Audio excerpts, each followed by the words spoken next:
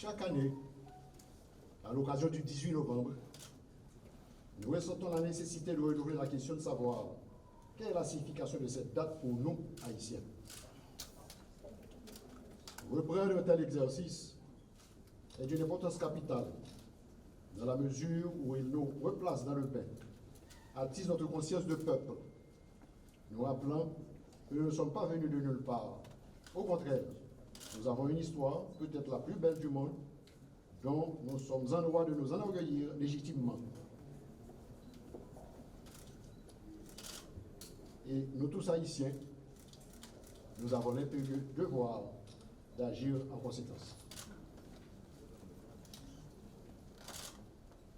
Conscient des responsabilités qui étaient les siennes en tant que plus haut gradé de l'armée indigène, le général Jacques Dessalines avait compris que le moment était venu pour changer le cours des choses à ces domaines. Il entreprit de réunir tous les moyens à sa disposition et après avoir galvanisé ses troupes, il se lança à l'assaut des derniers retranchements de Rochambeau sur les hauteurs de Vertières. Malgré un terrain malaisé, en raison des conditions peu clémentes de la météo, malgré la menace des canons français, les troupes indigènes ont réussi l'exploit de porter les troupes de Rochambeau à capituler. Ainsi s'est éclose dans le feu, le fer et le sang l'armée d'Haïti, sous la baguette du grand général Jacques Dessalines. 10 jours après, soit le 28 novembre 1803, le haut commandement sous la conduite du général en chef proclama l'indépendance d'Haïti, donnant ainsi officiellement naissance au nouvel État.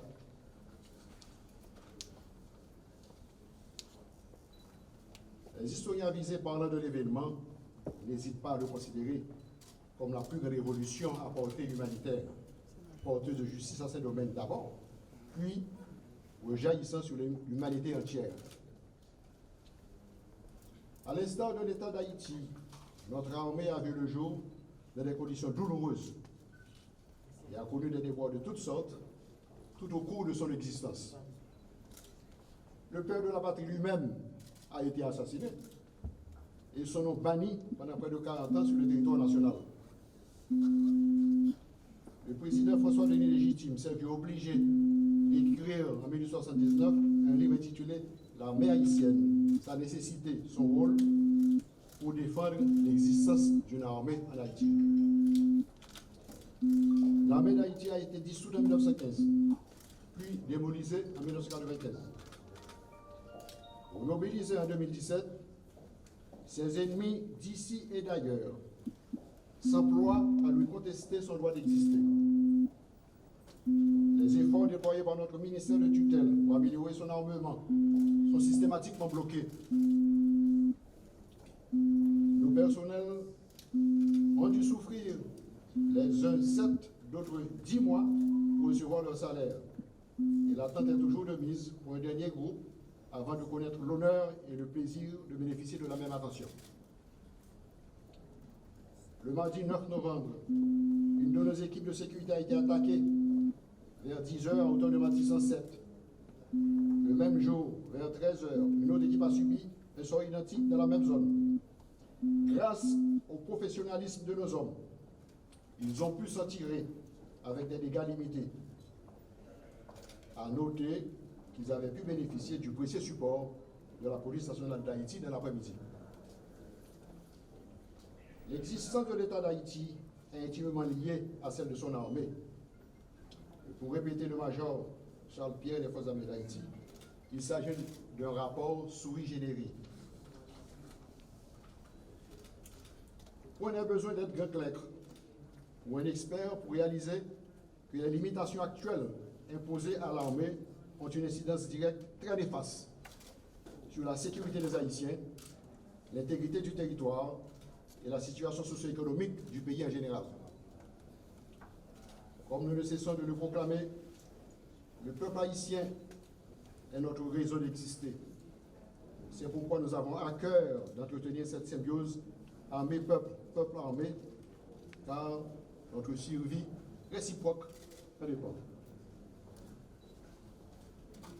officiers, sous-officiers, soldats, nous charger à problème, c'est vrai, mais nous ne pas oublier que jeudi, c'est un jour fête. Un gros fête pour nous dans la mer d'Haïti. C'est une gros fête tout pour tout Haïtien. Qui gros fête nationale pays, parce que les citoyens haïtiens, haïtiens qui connaissent l'histoire pays, il est très facile pour comprendre si pas le 18 novembre, pas le 1er janvier. Et là, nous réalisons l'importance d'un pays dans la vie aux citoyens. Nous devons avoir une reconnaissance éternelle pour Papa Nation ça, et pour toute l'équipe de bataille et qui a remporté la victoire 18 novembre 1803. Malgré la situation économique nous très grave, nous devons être fiers de nous. Marcher la tête haute. Parce que nous gagnons une histoire exceptionnelle, extraordinaire. Nous ne pouvons pas quitter personne complexé nous. En pile peuple sous la terre, t'as aimé gagner une belle histoire dans le Panama. C'est un seul petit pays à nous gagner, notre cher Haïti Thomas. C'est pour nous manifester l'amour nous pour lui, pendant la respecter l'environnement, pendant l'observer le peuple haïtien avec honneur, avec respect, pendant l'ordre de discipline, nous avons bali un service de qualité. Même je nous fais en pile côté dans le pays, déjà tant que Kafou Joffre de Paix, Mobé Kouchi, Valier, Marion, Oka et Ladrier.